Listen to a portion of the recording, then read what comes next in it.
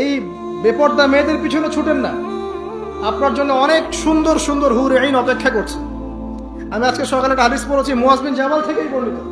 তিনি বলছেন রাদিয়াল্লাহু আনহু যে আল্লাহর নবী আমাকে একদিন বলছেন যে দুনিয়াতে যখন কোনো স্ত্রী কোনো স্বামীর সাথে খুব খারাপ বিহেভ করে, আছে না ভাই, মানে সবাই ভুক্তভোগী নাকি?